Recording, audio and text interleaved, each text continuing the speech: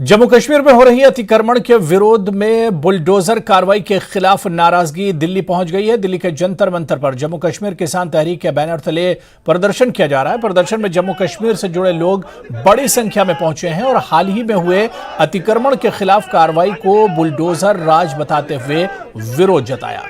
साथ ही उन्होंने कई तरह के सवाल उठाए हैं। प्रदर्शनकारियों का कहना है कि सरकार को जमीन खाली कराने का ऑर्डर 2020 वापस लेना चाहिए। जो कार्रवाई चल रही थी उसको सिर्फ होल्ड किया गया है, इस ऑर्डर को ही वापस लेना चाहिए।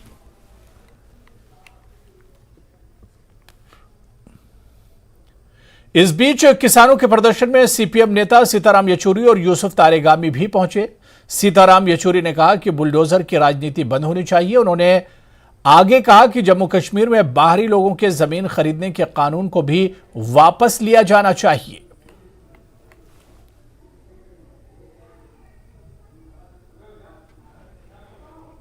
सीपीआईएम नेता सीताराम येचुरी जी हमारे साथ हैं। सर, आपने बड़ा सवाल उठाया कि जम्मू कश्मीर में जो सभी को जमीन खरीदने का जो कानून दिया गया है, जो एक हक दिया गया है, वो गलत है। ये क्यों लगता है आपको? ये इसलिए लगता है कि क्योंकि ये कानून का शुरुआत होता है आजादी के बाद नहीं, धारा 370 के बाद नहीं, ये होता है महाराजा हरि सिंह ने 1927 में ये कानून वहाँ पे लागू किया था। इसको ध्यान में रखते हुए कि कश्मीर की जमीन जो उसके अंदर कश्मीरी लोगों का फायदे के लिए वो हो, ना कि उससे मुनाफे बनाने के लिए टूरिज्म के नाम पर या बाहर के बड़े बड़े सरमाएदार पूंजीपति वगैरह वगैरह वो आकर उस जमीन को मतलब इस्तेमाल करें अपने मुनाफों के लिए, तो कश्मीर की आवाम के ऊपर बहुत बड़ी नुकसान होगी। तो उसकी सुरक्षा के लिए बुलाया गया था और उसका नकल आजाद हिंदुस्तान में उसी कानून का नकल कई सारे प्रदेशों में किया गया और आज भी अब हिमाचल प्रदेश में बगल में, कश्मीर के बगल में हिमाचल प्रदेश में आज भी बाहर के लोग जमीन नहीं खरीद सकते। तो यहाँ पे क्यों आपने रद्द किया? ये बहुत बड़ा नुकसानदायक है वहाँ के किसान के लिए, वहाँ की आवाम के लिए। आपने किसान कानूनों के साथ इसको भी एक तरीका सिमिलर बताया, एक सा बताया। ये सिमिलर कैसे हो गया? क्योंकि किसानों ने तो बहुत बड़ी आंदोलन चलाया था देश भर में। ये सिमिलर इसलिए है, किसान कानून जो लाए गए थे मोदी साहब की हुकूमत के चलते हुए, वो कानून का मुख्य मकसद क्या रहा कि जमीन को किसान से वंचित करके वो बड़े बड़े पूंजीपतियों के कॉरपोरेट्स को दे, ताकि वो जो है वहां पर कॉरपोरेट एग्रीकल्चर करे, ताकि उनके मुनाफे बन सके। बहुराष्ट्रीय कंपनियां, इंटरनेशनल एग्रो बिजनेस कंपनियां, उन लोगों को जो है ये जमीन और खेती मिले, यानी अपनी खुद की खेती को बर्बाद करते हुए उनके मुनाफों के लिए देश के अंदर भूखमरी बढ़ती और किसान बर्बाद होते जाता। यही बात आज कश्मीर के अंदर भी चाहते, वो जमीन को बाहर के लोग खरीदने का मतलब यही है। सरकार वहां पर प्रॉपर्टी टैक्स भी लेकर के आई है, उस पर भी विरोध शुरू हो गया है। हाँ बिल्कुल, प्रॉपर्टी टैक्स का मतलब ये सरकार ये सब कानून जो ला रही है। हमारा एक बुनियादी सवाल है, बताइए कि कानून बनाने का अधिकार हमारा देश के अंदर संविधान देता है चुने हुए प्रतिनिधियों को। 2018 से चुनाव क्यों नहीं करवा रहे हो आप?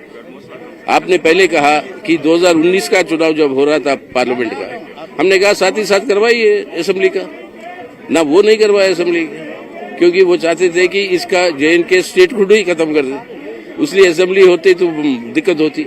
लेकिन उसके बाद कहा कि डिलिमिटेशन होना है, सूची इलेक्टोरल लिस्ट होना है, दोनों काम हो गए। कहता है शांति बहाल होनी है, आप तो कह रहे हो रोज दिन रात की शांति है जम्मू कश्मीर में, तो क्यों नहीं करवा रहे हो चुनाव? चलिए, बहुत बहुत शुक्रिया। यूसुफ तारागामी साहब भी हमारे साथ मौजूद हैं। सर, आपने कहा कि जम्मू कश्मीर के जो अवाम है उनके खून में इंसाफ है, तो लड़ाई कहाँ तक जानी है? ये नहीं, ये लड़ाई कहाँ तक जाएगी ये सरकार पर इंहिसार रखता है। सरकार हमें मजबूर करती है कि हम आवाज़ बुलंद कर लें। हम तो लड़ाई नहीं चाहते, हम तो अपना हक चाहते हैं, अधिकार चाहते हैं।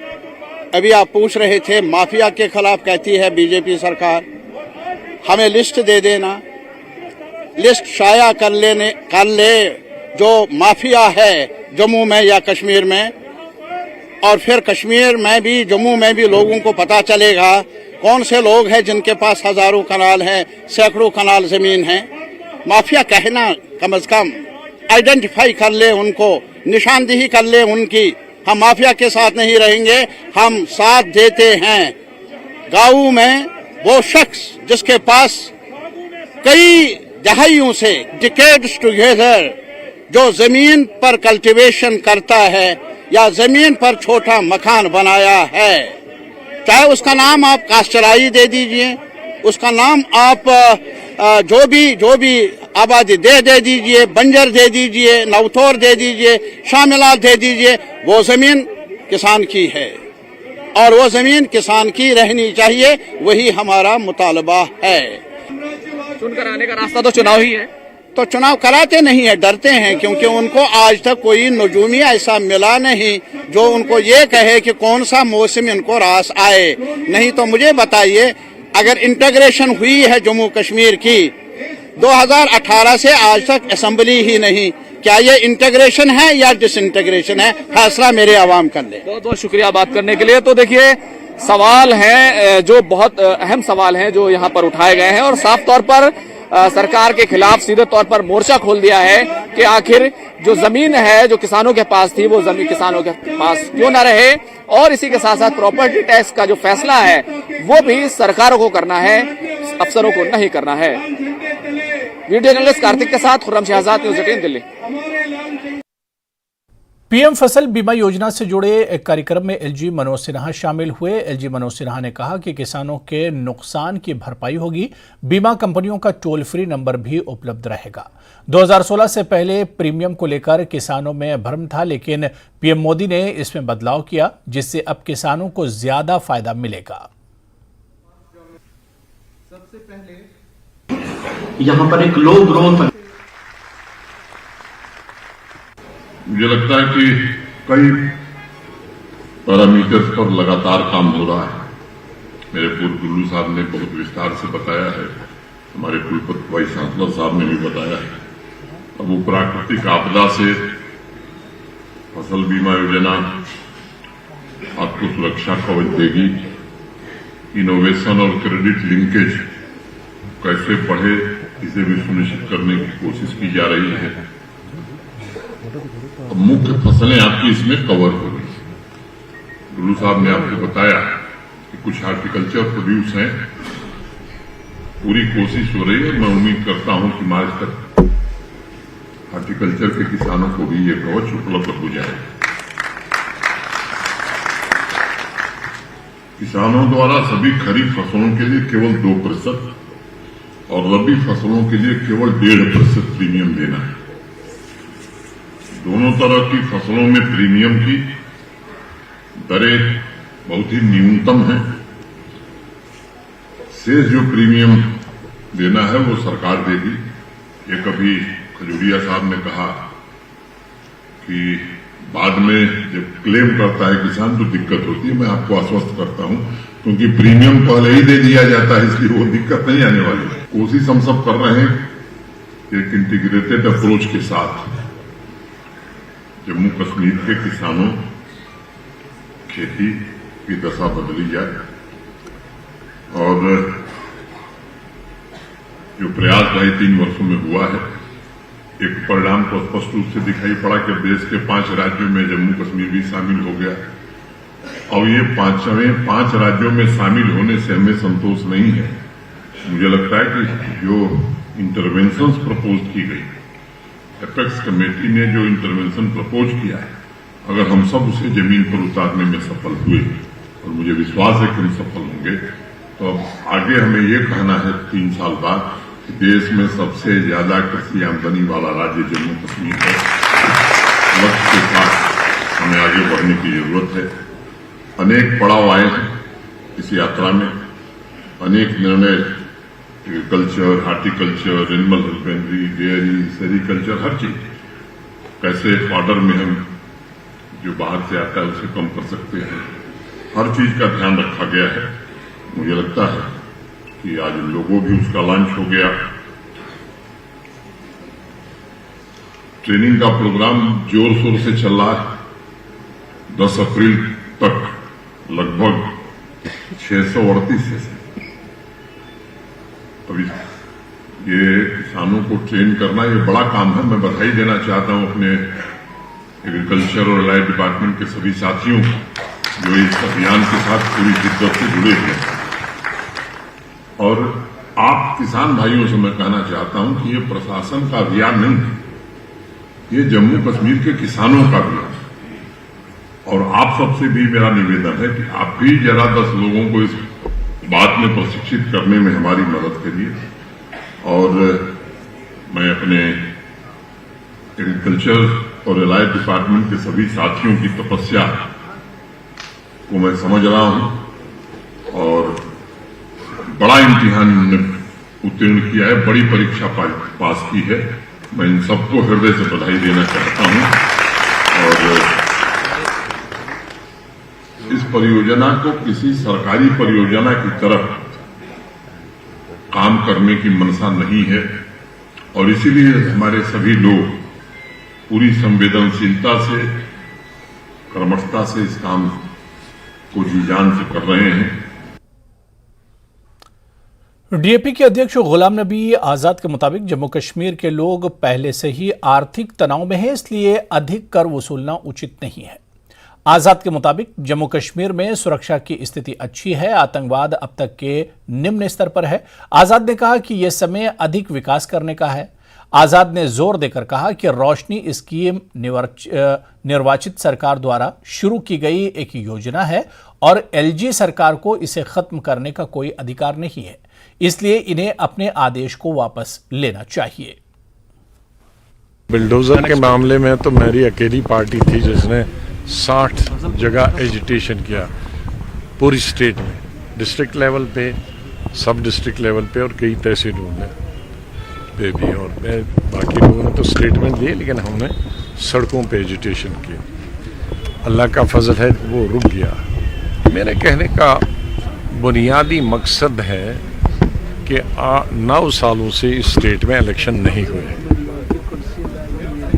और कई बरसों से हम इंतज़ार कर रहे हैं कि इलेक्शन हो जाए और जो चुनी हुई सरकारें हैं वो फैसला करें।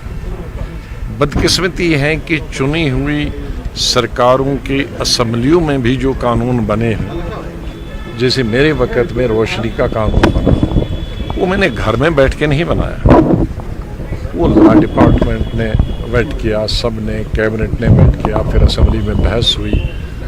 कोलिशन गवर्नमेंट थी, कोलिशन गवर्नमेंट में कई पार्टियां थी, अपोजिशन पार्टी थी, अपोजिशन पार्टी ने भी वोट दिया, तो एक कानून बना।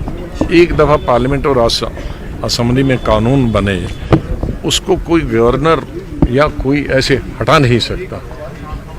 अब हटाया तो उसका नतीजा ये निकला कि 70% लोग कश्मीर के और जम्मू सूबा के, हिंदू हों, मुसलमान हों, देहात वाले हों, शहर हों, उसकी जद में आ गए।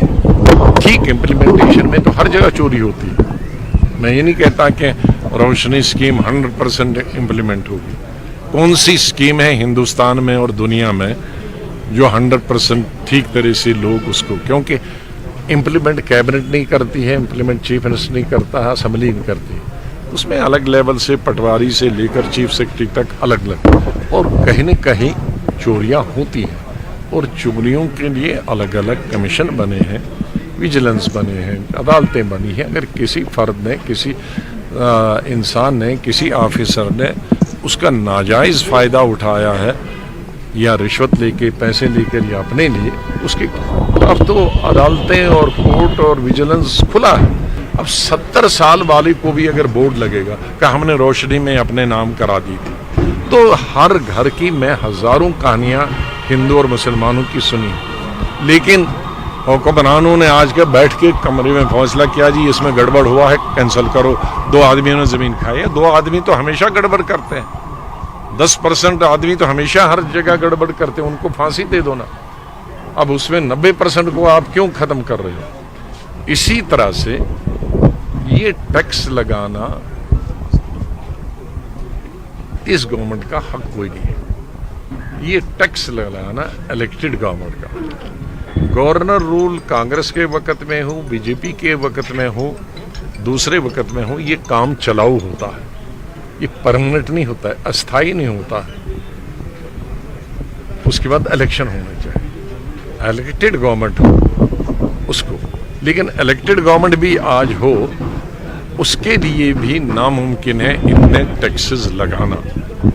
मेरी गवर्नमेंट भी अगर आज बनेगी तो मैं भी 10 दफ़ा सोचूंगा कि हाँ, टैक्स मुझे सड़कों के लिए चाहे, हॉस्पिटल के लिए चाहे, स्कूल के लिए चाहे, लेकिन मैं कितना टैक्स लगाऊं कि लोग जो उसको बर्दाश्त कर सकें। एक स्टेट जम्मू कश्मीर 33 वर्षों से जूझ रही है, झेल रही है मिलिटेंसी को।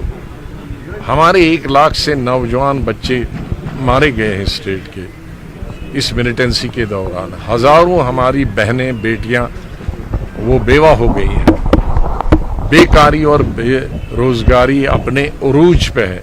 जितनी हिंदुस्तान में बेकारी और बेरोजगारी उससे 10 गुना ज़्यादा है, क्योंकि बाहर की दुनिया में, बाहर के स्टेटों में बिजनेस हैं, इंडस्ट्रीज हैं, यहाँ कुछ नहीं है। पहले हमारे यहाँ डेवलपमेंटल कोई वर्क नहीं हो रहा। डेवलपमेंट वर्क 4 बिल्डिंगें नहीं होती, यहाँ सड़क खोदना नहीं है।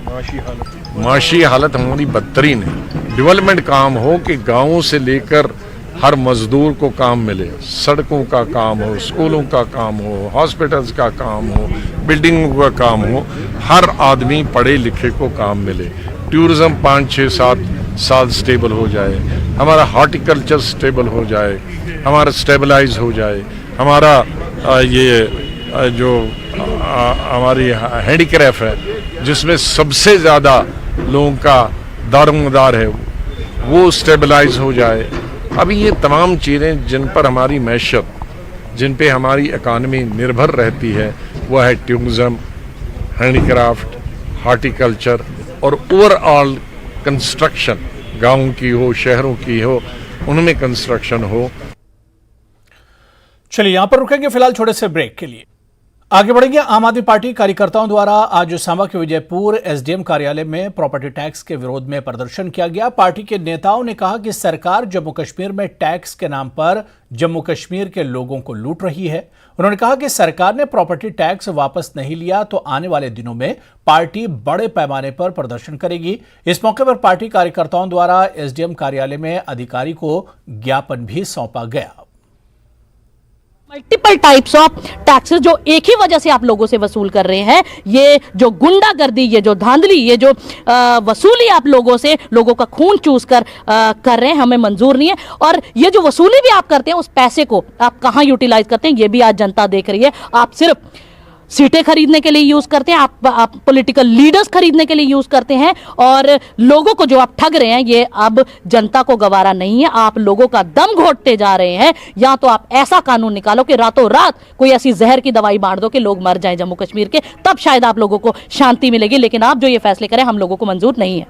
आए दिन नए नए काले कानून जम्मू कश्मीर के लोगों के ऊपर जो थोपे जा रहे हैं, आम आदमी पार्टी इसका विरोध करती है। और आम आदमी पार्टी आने वाले समय में पूरे जम्मू कश्मीर की जनता के साथ मिलकर एक बहुत बड़ा आंदोलन चलाएगी। और इस भारतीय जनता पार्टी की जो सरकार है, इसको उखाड़ फेंकने के लिए बिल्कुल तत्पर रहेगी। क्योंकि जिस तरीके से लोगों के ऊपर एक बहुत बड़ा एक क्राइम किया जा रहा है, जुल्म किया जा रहा है, लोगों को दबाया जा रहा है, लोगों को क्रश किया जा रहा है, ये गलत है। तो इसके खिलाफ जो है वो हम आने वाले समय में जो है वो एक स्ट्रेटजी बनाकर पूरे जम्मू कश्मीर के लोगों के साथ मिलकर एक आंदोलन शुरू करेंगे। दक्षिण भारतीय फिल्म की शूटिंग अनंतनाग के मट्टन इलाके में चल रही है। पर्यटन उद्योग से जुड़े लोग कश्मीर में बॉलीवुड और अन्य फिल्म समूहों के आगमन का स्वागत कर रहे हैं। इनका कहना है कि इससे बड़े पैमाने पर पर्यटन क्षेत्र को और बढ़ावा मिलेगा।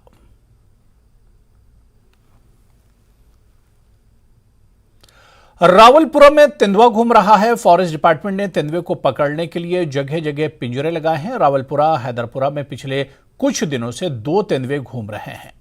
रीजनल वाइल्ड लाइफ वार्डन का कहना है कि घबराने की कोई बात नहीं है, लेकिन बच्चों को शाम के समय अकेला नहीं छोड़ना चाहिए। तेंदुए श्रीनगर हाईवे के आसपास रहते हैं और आवारा कुत्तों की तलाश में रावलपुरा से हैदरपुरा तक आते हैं। क्या देखा आपने और किस तरह का यहाँ पे कोई खौफ है? यहाँ पे तो बहुत सारा खौफ है। अभी 2-3 दिन से यही चल रहा है। ऑलमोस्ट 1 हफ्ता हो गया है।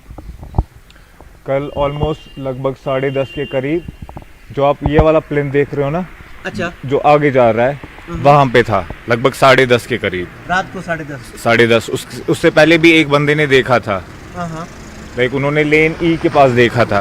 अच्छा, लगभग तब 9:30 थे शाम को।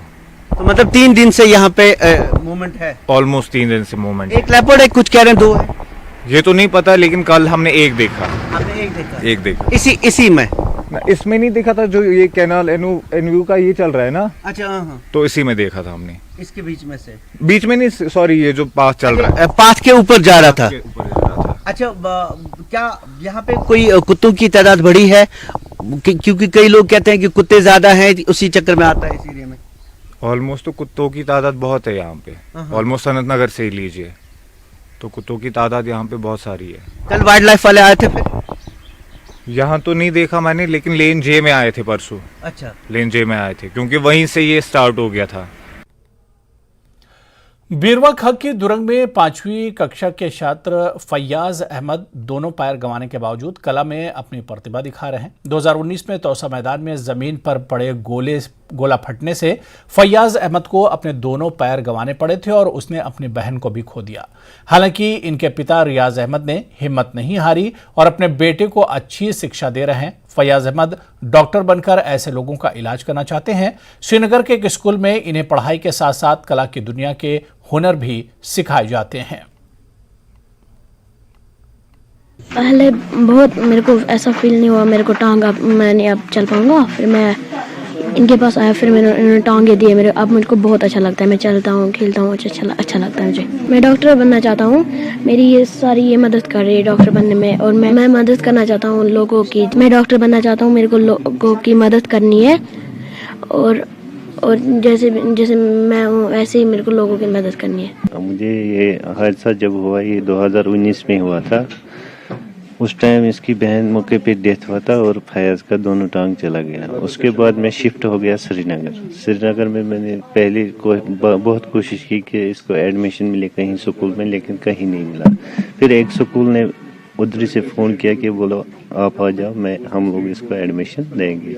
अभी वहाँ ये ठीक से पढ़ रहा है। इसका शौक भी है कि मैं डॉक्टर बनूं, मेरे जैसे जो पेशेंट होंगे उनके मैं मदद कर सकता हूँ। जो फयाज साहब मेरे सामने बैठे हुए हैं, जो एक इंक्लूसिव एनवायरनमेंट में एजुकेशन हासिल कर रहे हैं, और वो भी श्रीनगर में। और इसकी 2 लिम्ब से एक्सीडेंट में चली गई, लेकिन फिर इसके माँ बाप का और इसका हौसला देख लीजिए कि इसने हौसला कभी नहीं छोड़ा, बल्कि इसने कहा कि मैं डॉक्टर बनना चाहता हूँ।